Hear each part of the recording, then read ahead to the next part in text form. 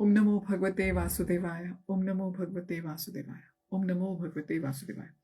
So we'll continue reading from chapter 19 from the Brilliant as the Sun retelling of Śrīmad Bhāgavatam. Canto 9 is Celestial Dynasties and chapter 19 is Yayati achieves perfection. Mukam karoti vachalam pangum langhete girim yat kripatam ham vande Shri Gurum Dhin Tarinam Paramananda Madhavam Shri Chaitanya Ishwaram Hari Om Tatsat. Devyani accompanied her husband through the verdant palace gardens. Dismissing the servants, she held the parasol over his head, shielding him from the hot sun. Black bees hovered around the fragrant red blossoms hanging down from the trees. The humming sounds mixed with the wobbling of cuckoos and the gentle rippling of waterfalls. The couple strolled hand in hand, watching the swans and ducks playing among the lotuses on the nearby lake. "My dear hero," Devyani said, smiling lovingly at him, "my servants have arranged a most attractive boat for us on the lake to enjoy like Indra and Sachi." Yayati smiled vainly at his wife. She was indeed beautiful and always dedicated to satisfying his every desire. Why was it when that he never felt satisfied? Only when he worshipped Lord Hari did he feel peace and contentment in his heart. Then he would again enter his court where, surrounded by beautiful women, his mind would again become agitated by carnal desires. Yet no matter how much he tried to gratify his lust, he remained dissatisfied, and he thought of his youngest son Puru lying almost comatose, waiting for his father to exhaust his material desires. It seems that would never happen. His elder brother Yayati had been wise. In youth he had left the temptations of the royal court and sought out the association of the sages. That was the path of the eternal happiness, not sense enjoyment. Yayati shook his head. Enough was enough. He resolved to immediately renounce the throne and all worldly pleasures and follow Yati's example.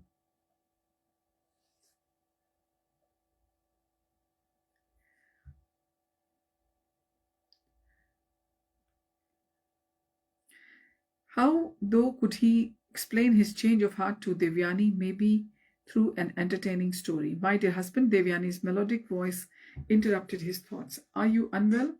Would you like me to massage your head?" He smiled kindly at her reply and replied, "My dear beloved wife, daughter of Shukra, I was thinking about someone who very similar to me. Let us sit here for momentarily and I shall tell you about him." By hearing such tales, those who have retired to the forest always lament, remembering their past foolishness. Husband and wife sat together on an ornate bench. Then, assuming a humorous tone, Yayati began his tale. There was once a handsome billy goat. While wandering in the forest, eating everything in sight, the goat by chance approached a well at the bottom of which he saw a charming nanny goat standing helplessly. Devyani began laughing, immediately understanding that he was speaking about them. "You are very funny," she said.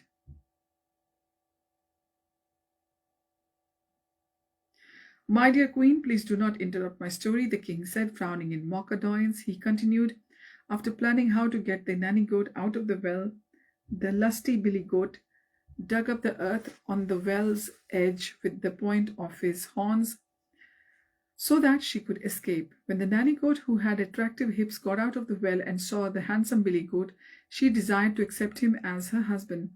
Many of the nanny goats also desired him as their husbands because he had a well-built body with a fine mustache and beard and was an expert in sexual activities." As he said this, Yayati stroked his mustache and beard humorously, raising his eyebrow in a parody of sexual innuendo, making Devyani again burst out in laughter.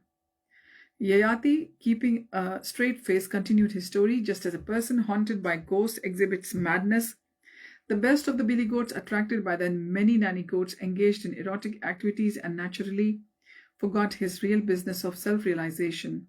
When the nanny goat, who had fallen into the well, saw the billy goat involved in those activities with other nanny goats, she found it impossible to tolerate. Aggrieved by her husband's behavior with the other female, she considered him fickle and hard-hearted. Therefore, she left him and returned to her former maintainer. Feeling regret, the billy goat, who was subservient to his wife, followed the nanny goat on the road and tried his best to flatter and pacify her, but without success. The nanny goat went to the Brahmin who had maintained her previously. The billy goat ran after her, but the Brahmin, seeing him harassing the nanny goat, angrily cut off his dangling testicles. The billy goat begged for mercy, and the Brahmin used mystic powers to restore his manhood. Remembering the pain she had caused her husband, Devyani looked down dejectedly.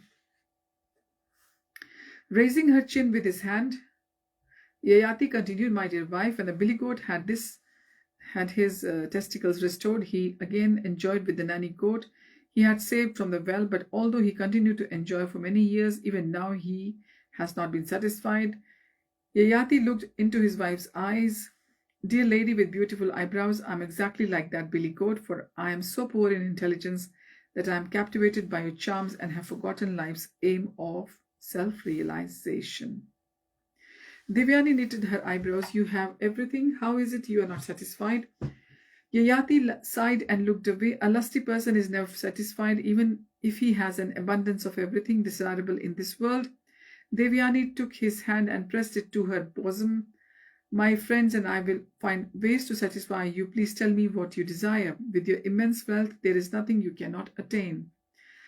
Yayati smiled and stroked her face. "Dear daughter of Shukra, as supplying clarified butter to a fire does not diminish it but increases it more and more, the endeavor to extinguish the lusty desires by continual enjoyment can never be successful.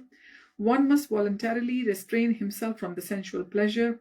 Devyani began to weep. "What is upsetting you, dearest?" she asked. "I am afraid that you hate me since I have been object of your desire."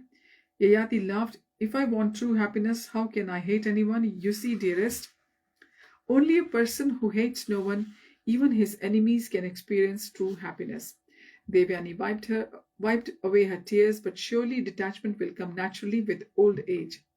Memories of those few days he had experienced, the infirmities of old age flooded back to him. The greatest suffering he had endured was the inability to gratify his bodily desires. He shook his head and said, "Desire is hard to give up.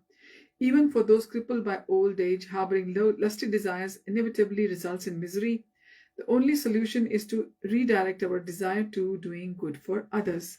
Of all the different ways lust manifests, sexual desires is the strongest and most impelling. That is why the Vedas enjoin a man not to sit on the same seat even with his mother, sister, or daughter. "Surely only a low-class man would be attracted by his mother, sister, or daughter," exclaimed Devyani. Yayati shook his head. "The senses are so strong that even a man of knowledge can become sexually agitated if he is not careful."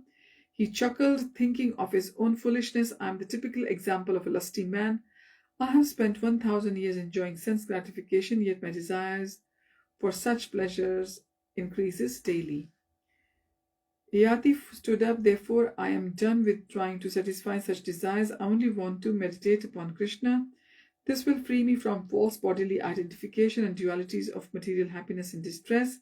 He paused before adding, "My dear, until now I have frolicked with you in the palace grounds, exactly like one of your pet animals. Henceforth, however, I shall wander the forest with the deer and absorb myself in Krishna's pastimes." "But surely material desires don't just disappear by entering the forest," objected Devyani. "You're right, it is possible to give up thinking of material enjoyment by achieving maturity in one's meditation on Krishna. One who regularly contemplates the absolute truth will one day see Krishna in meditation. Then sense gratification will become tasteless and one will not even think about it. I have been contemplating these matters for a long time, and thus I am finally free of material desires." Yayati then summoned his sons and returned Puru's youth. He then allocated a section of kingdom to his 4 older sons. Finally, he enthroned his youngest son Puru as the emperor of the entire world and the proprietor of its riches, and in front of his ministers and prominent citizens he announced, "Even though they are older than him, I place all of Puru's brothers under his control." When all the matters of state were settled, Yayati proclaimed, "I have been accustomed to enjoying these sense gratification for many years. Nevertheless, as of today, I renounce all material enjoyments. just as a bird flies away from the nest once its wings are grown.